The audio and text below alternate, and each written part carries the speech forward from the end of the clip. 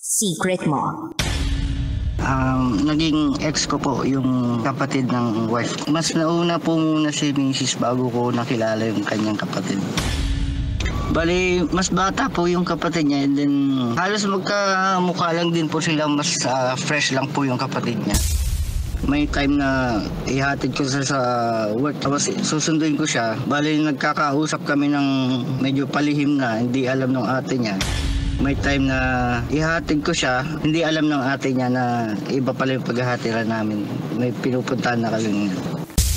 May ano po kasi na may time na papasok kami sa may kulay na pula, ilaw, and then banda sa north parang astronomical.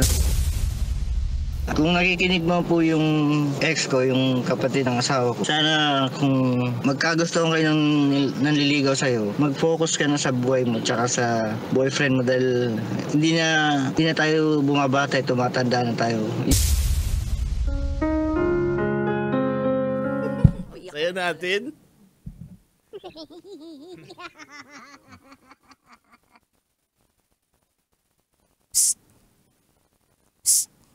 Uy, wag mo akong kulitin. Bakit? Uy, ayoko ng ganyan. Ayaw mo yung ayaw mo yung sinisitsitan ka, ganyan. Gusto ko. Kiss agad. Ganun ba yun? Pero kung sa bagay, nakakabasos nga daw kapag sinisitsitan ka. Kunwari kung babae ka, tapos sinisitsitan ka, hindi daw okay yun. Tama. Meron ngang nakukulong sa barangay dahil dun eh. Meron. Oo, kaya wag kang bastos. Yeah. Yan. Pag gusto mo makipagkilala sa isang tao na dumadaan sa kalsada, ano bang dapat mga moves, Titangelo? Kunyari, dadaan ka. Ma'am, kailangan mo tricycle. Wow! May tricycle ka ba? Ha? May tricycle? Tatawag po kita, dami nyo pong bit-bit. Wow! Diyan lang po kayo, para safe lang kayo dyan sa liwanag. Wow! Ganun yung moves? Ganun yung mga moves. Talaga? Paano pag sinabi niya, ayoko? Okay po ma'am, ingat po kayo. Ganon? Nandito po kami ma'am kapag may inang trip po sa inyo. Taray Parang kulang na lang, receptionist ka. Receptionist, bellboy, ano? Pwede na rin. Diba? Anong gusto mo? Tambay. Sa bagay, marami nakatambay na parang matulungin sa kapwa. Oo, totoo. Yung iba naman, gumagawa talaga ng kabutihan na bukal sa kalooban nila. Tama. Pero may iba naman, kaya sila gumagawa ng tama para magkaroon ng pera. Yes, magkaroon ng barya sa bulsa.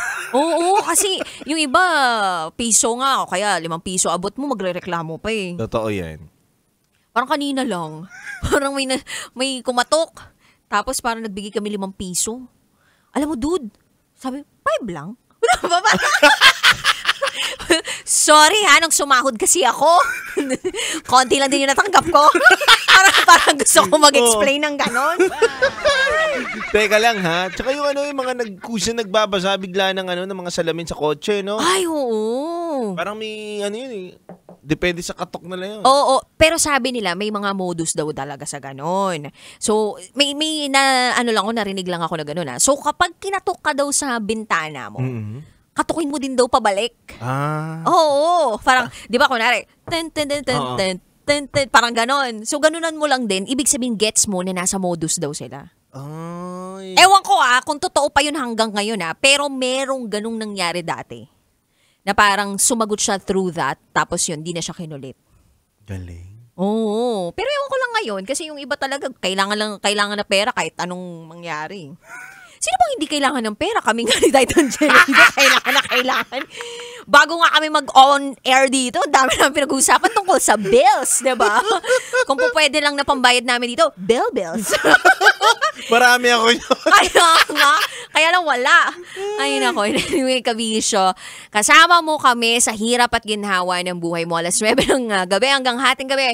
Magkakasama tayo, kapiling ang Basa Princess DJ Raketera. At ang titindig sa mga pinaglalaban ninyo, DJ Titangelo. At ngayong gabi, samahan nyo kami sa isa na namang panibagong pagsisiwalat ng ating kabisyo. Ito na po ang patikim ng DJ Rocky's Secret Files with Jello.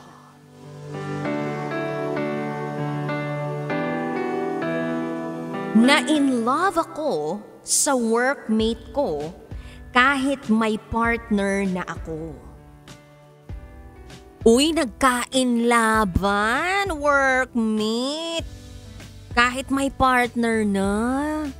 Dude, grabe to. Si Konyo Bicolano kaya?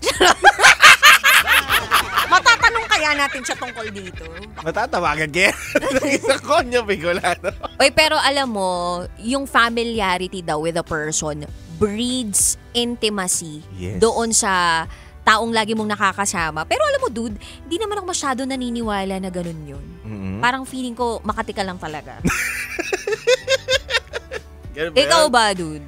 Depende rin sa mapag-uusapan natin mamaya. Well, abangan natin yan. Yes. Sa aming pagbabalik, kasama pa rin DJ Rocky Tera. DJ Titangelo. At kayo'y nakatutok sa 90.7 Love Radio. Kailangan pa bang i-memorize yan? Basic! Susunod na ang DJ Rocky's Secret Files with Jal. DJ Rocky, halo-halo ang nararamdaman ko. Kinakabahan ako, natatakot ako, gusto kong tumakbo pero hawak niya ang kamay ko. Iba't ibang babae, iba't ibang conversations. Rocky's Secret Files. Your story they never knew existed. Tinuruan niya ako kung paano maging isang mahusay na kabit. Yung puso ko parang sinasaksak sa sobrang sakit. Rocky's Secret Files. Secret Files. With Titangelo. Rocky's Secret Files. Rocky's